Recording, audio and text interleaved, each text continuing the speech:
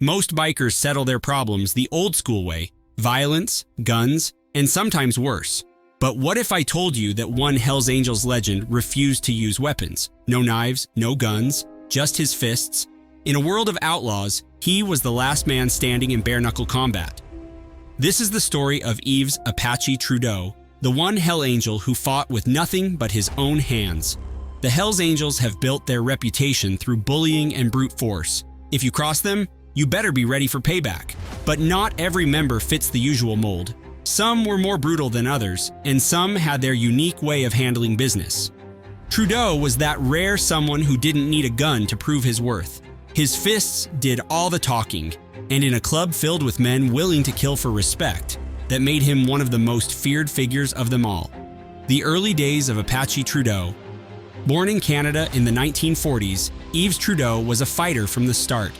Growing up in the streets of Quebec, he learned how to handle himself without relying on weapons. He was smaller than most fighters, but what he lacked in size, he made up for in skill and aggression.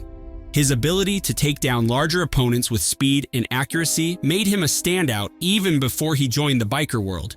His street fights became legendary in his neighborhood. People whispered stories about how Trudeau could take down men twice his size with just a few well-placed punches. He wasn't just strong, he was smart. He studied his opponents, learning their weaknesses and striking with pinpoint accuracy.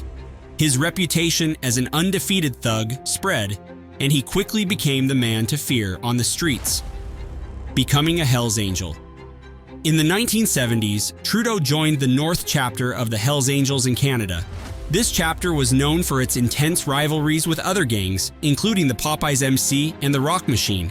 Fights broke out regularly, and it was in these brutal street battles that Trudeau gained his reputation.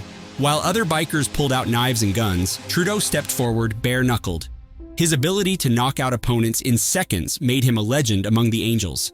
Stories spread about how he once took down 5 men in a single bar fight, leaving them unconscious on the floor. Bikers would even bet on him in underground fights, knowing that he rarely lost a match. The Code of the Fist.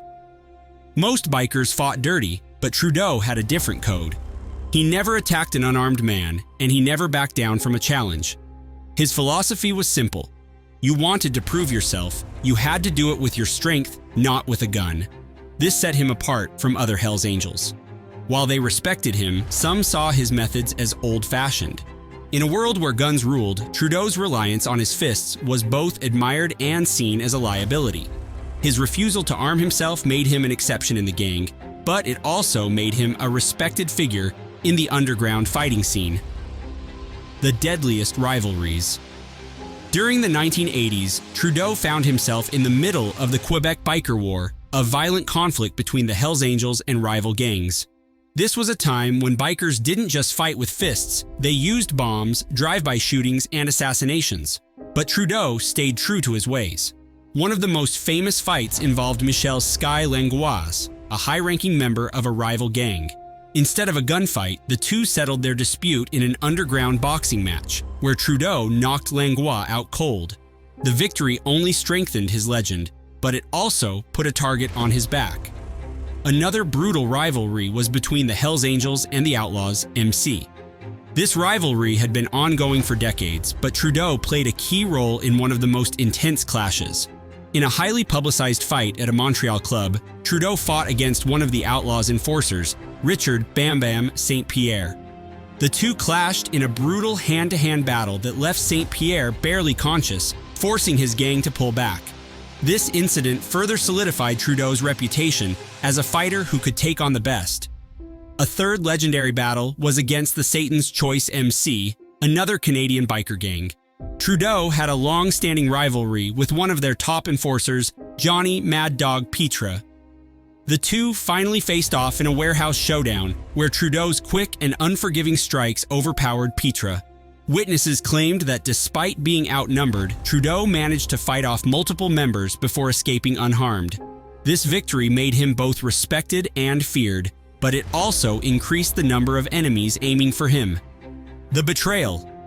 Even among the Hells Angels, some didn't agree with Trudeau's ways. In the mid-1980s, tensions grew within the club.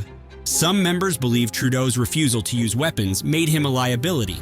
In a world of organized crime, being an old-school fighter wasn't enough. By 1985, Trudeau was feeling the pressure. The world was changing, and guns had become the main weapon of choice. Some Hells Angels saw him as a weakness rather than an asset. And when a betrayal came from within, Trudeau found himself lying low. The final chapter. Facing threats from his brothers, Trudeau made a choice no one expected to turn informant. Realizing that his fists alone couldn't protect him anymore, he provided information to the police, leading to the arrests of multiple Hells Angels members. For a man who built his life around loyalty and strength, this was the ultimate fall from grace. Trudeau disappeared into witness protection, leaving behind the club that once feared and respected him. But even in hiding, his past haunted him. He was forced to move constantly, as bikers loyal to the Hells Angels hunted for him.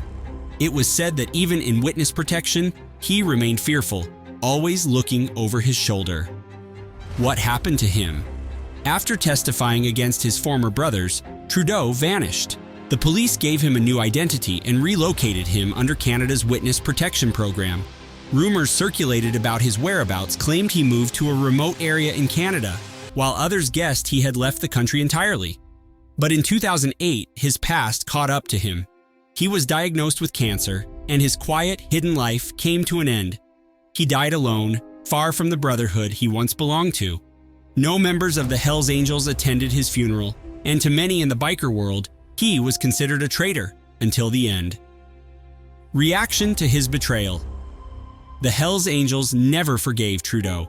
In their world, loyalty is everything, and betraying the club is an unforgivable sin. His name became synonymous with disloyalty, and many members wished for his death long before illness took him. Even after his passing, some bikers still talk about him with anger, calling him the ultimate disgrace to the Angels. However, old-school bikers, especially those who admired bare-knuckle fighters, still respected his ability to fight. Some hesitantly admitted that if Trudeau had been born in another era, he might have been remembered as one of the greatest street fighters in biker history. Legacy. Trudeau's story is a warning story of loyalty, betrayal, and the changing times of outlaw biker culture. Once a respected fighter, he was ultimately abandoned by the very brotherhood he dedicated his life to. His downfall proved that even the toughest men can be overpowered not just by guns, but by shifting loyalties and the ruthless wave of time. In the world of the Hells Angels, where guns rule the streets, he proved that sometimes the strongest weapon a man can have is his own two hands, but in the end, even fists weren't enough to save him. So, what can we learn from the story of Yves Apache Trudeau? In a world where violence ruled, he chose to fight with honor, at least in his own way. But honor doesn't mean much when you're surrounded by men who settle scores with bullets, not fists. He went from being one of the most feared fighters in the Hells Angels to one of their most hated traitors. His story is a reminder that no matter how strong you are, loyalty is everything in the outlaw world. Once you break that trust, there's no coming back. Trudeau may have been a legend in the ring, but in the eyes of the Hells Angels, he died a coward. And that's the brutal truth about biker culture, where respect is earned in blood and betrayal is paid for in full. If you enjoyed this deep dive into outlaw history, make sure to like, subscribe, and let me know in the comments what biker stories you want me to cover next. Until next time, stay sharp and never throw a punch you can't back up.